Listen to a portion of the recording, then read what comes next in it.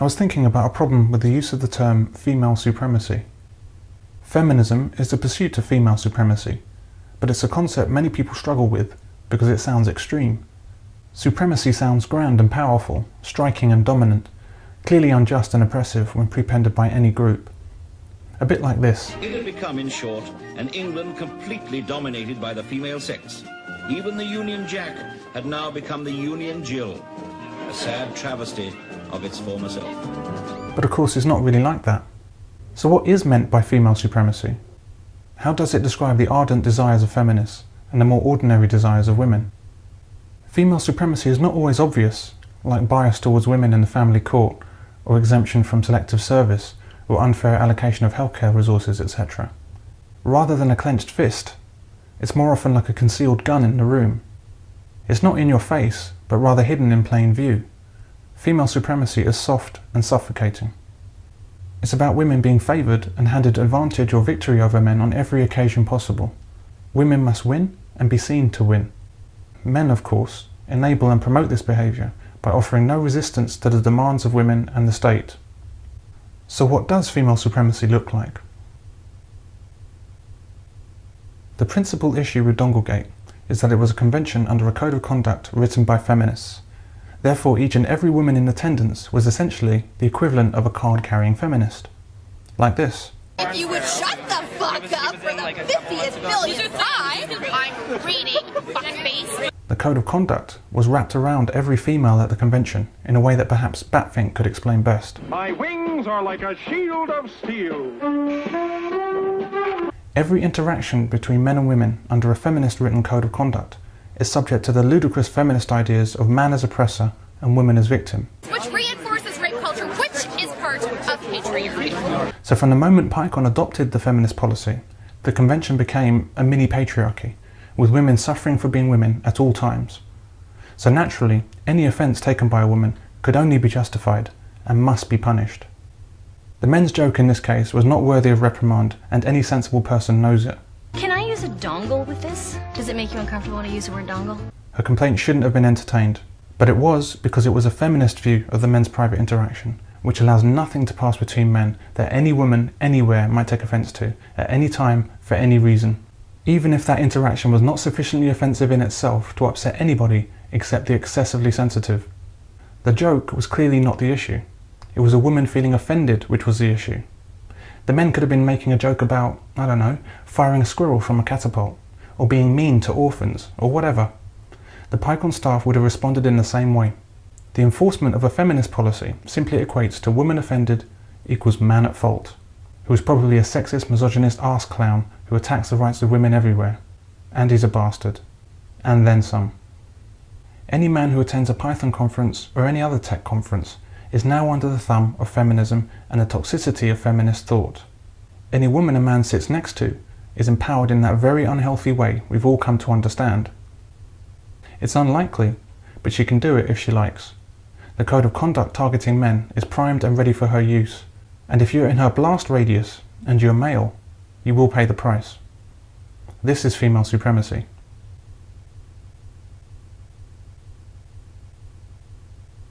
So you didn't get the job, huh? We need to make further progress on fairness, and that's why we will legislate to give more scope for employers, if they want to increase the number of women or black or Asian employees, to take positive action.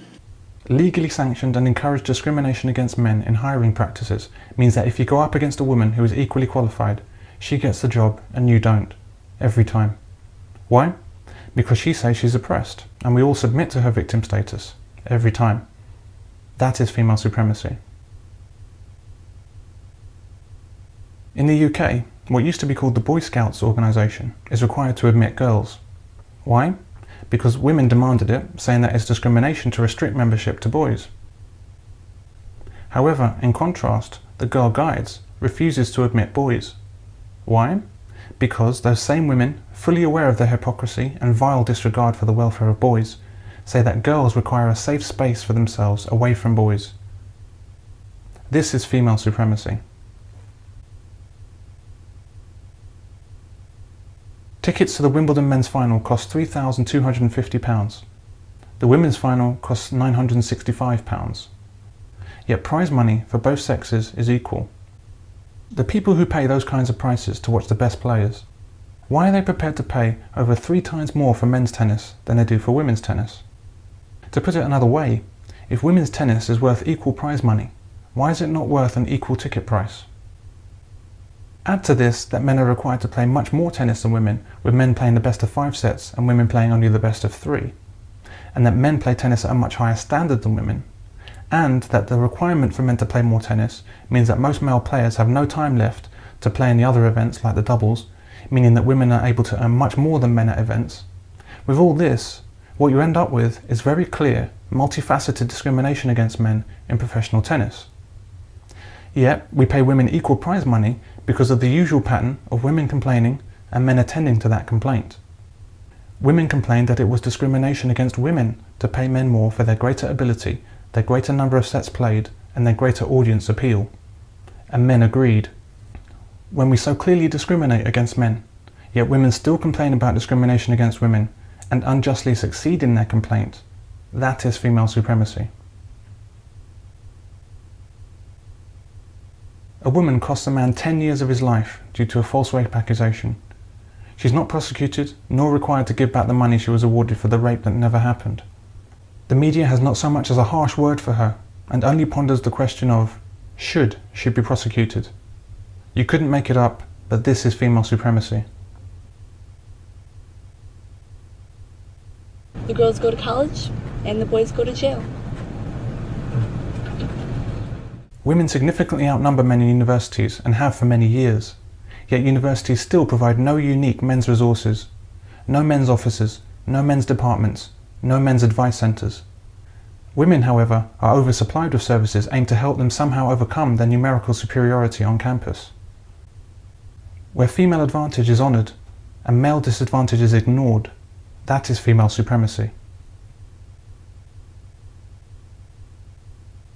Where female circumcision of all kinds is outlawed and regarded as barbaric, yet male circumcision is a protected right, that is female supremacy.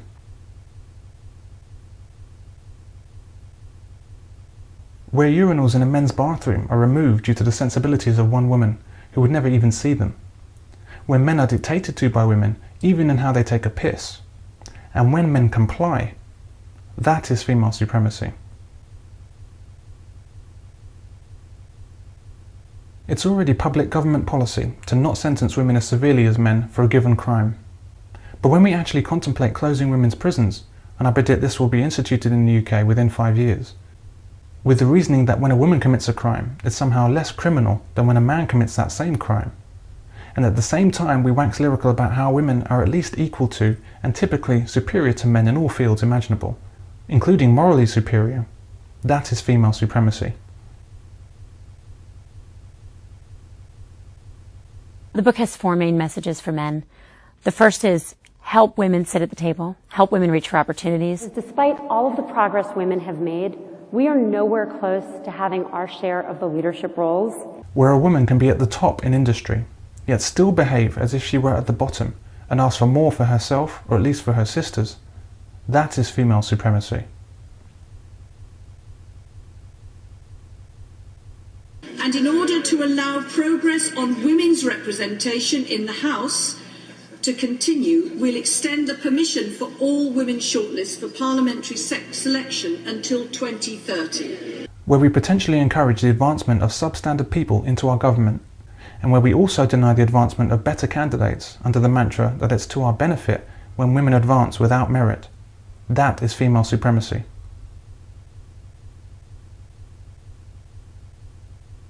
When men walk a mile in her shoes while she watches him do it, yet it wouldn't occur to her or to him for her to walk so much as a single step in his, that is female supremacy. When legislation is drafted for the benefit of women and to the exclusion of men, where women are catered to exclusively in our governments and men ignored, where one woman behind one desk can throw the basic human rights of male students and only male students into the dustbin, and where all proposed legislation is scrutinised for any negative effects on women before being signed into law, but no such care is taken for its negative effects on men, That is female supremacy.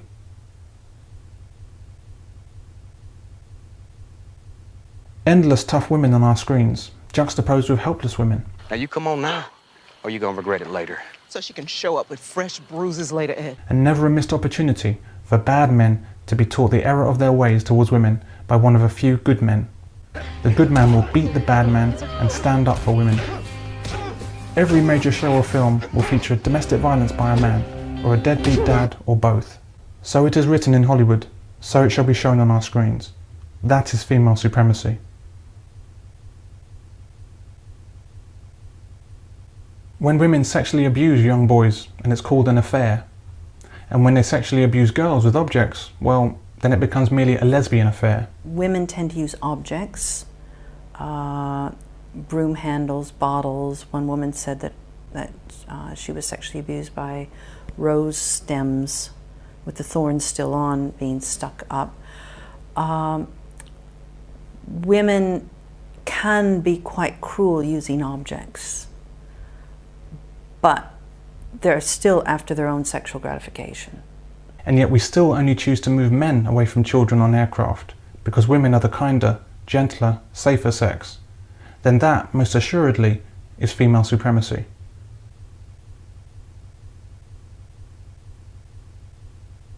So we can see that we don't need to look forward to or dread the future of female supremacy, because that future is already here. Feminism pursues female supremacy with single-minded determination. It relies on a relatively small number of hateful leaders and a huge number of useful and willful idiots. It is implacable and relentless. No advance made by women is enough. No advantage given to women is enough. Men cannot capitulate enough. Women simply demand more and more and more, indefinitely, with no end point, forever. You're fucking scum. You are fucking scum. Fucking rape apologist, incest supporting, woman hating, fucking scum. Is there someone else I can wait? Does someone follow me? Fucking scum. Yeah, just another. I just want to listen to someone else's opinion. I'm not even on a side here. I just listen to as many people as I can. You know what though? Why would you pay money to fucking support a fucking rape apologist if you weren't fucking one? I never heard him say anything that was. Well, it's fucking scum. Ask yourself honestly, is this the behaviour of a woman oppressed or a woman oppressor?